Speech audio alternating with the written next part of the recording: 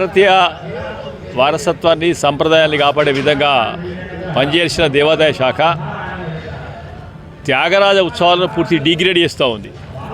Degrade కాదు, ఇంకా last జెడ్గ్రేడ్ చేసినా ఆశ్చర్యపోవాల్సిన అవసరం లేదు. ఒకప్పుడు చాలా ఇంపార్టెన్సీ, చాలా ప్రాశస్త్యత ఉండే ఆ కార్యక్రమాలు జరుగుతుంటే సౌత్ ఇండియా నుంచి కానీ నలుమూలలకి వెళ్ళి కూడా మంచి మంచి మేధావులు విద్వాంసులు వచ్చే పరిస్థితి ఉండే. మరి రినోవేషన్ పేరు మీద తాత్కాలిక ఒక హాల్ కాదు, ఏది కాదు, టెంపరీ టెంట్స్ చేసే కార్యక్రమాలు చేస్తే అది ఏ విధమైన గౌరవం ఇస్తుంది విద్వాంసులకు? ఒకసారి ఈ దేవాదాయ సమాధానం చెప్పాలి.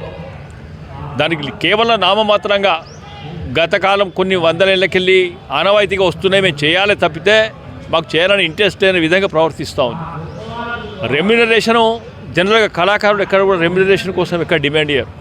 అంటే భగవంతుని సన్నిధిలో వాళ్ళ కళను ప్రదర్శించే విధంగా చేసే ప్రయత్నం చేస్తూ ఉన్నారు తప్పితే రెమ్యునరేషన్ కోసం కాదు.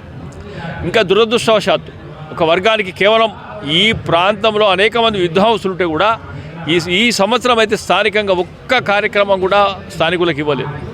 మరి ఓ రకమైన పక్షపాతమా, లేకుంటే హైదరాబాద్కి రిమోట్ జరుగుతూ ఉందా, లేకుంటే పైరవీలు జరుగుతూ ఉన్నాయా, ప్రభుత్వ కార్యక్రమాలు లేకుంటే ప్రభుత్వ నాయకులు చెప్తే ప్రభుత్వం చెప్తే కార్యక్రమాలు చేస్తారా? సమాధానం చెప్పాలి. అవి ఏవి చెప్పకుండా నామమాత్రంగా చేసే కార్యక్రమాలు ఏవైతున్నాయో ఒక హిందూ తత్వాన్ని, హిందూ ధర్మాన్ని లేకుంటే సాంస్కృతిక వారసత్వాన్ని విధ్వంసం చేసే ప్రయత్నం చేస్తూ ఉంది దేవాదాయ శాఖ. ఇది మంచి విధానం కాదు. ఓ రకం కూడా ఈ ఇనాగ్రేషన్ కూడా కనీసంగా గెస్ట్ ఎవరు కూడా రాలేదు. మరి దానికి బాధ్యులు ఎవరు? వాళ్ళకు టైం లేకనా, లేకుంటే బిఫోర్ వీళ్ళు టైం తీసుకోలేకనా? ఇంత పెద్ద కార్యక్రమాలకు గెస్ట్ రాకుండా కార్యక్రమాలు చేస్తే నామమాత్రంగా చేస్తే బాగుండదు. పునఃసమీక్షించుకోవాలి. స్థానికంగా ఉన్న కళాకారులకు కూడా అవకాశం మేము డిమాండ్ చేస్తూ ఉన్నాం.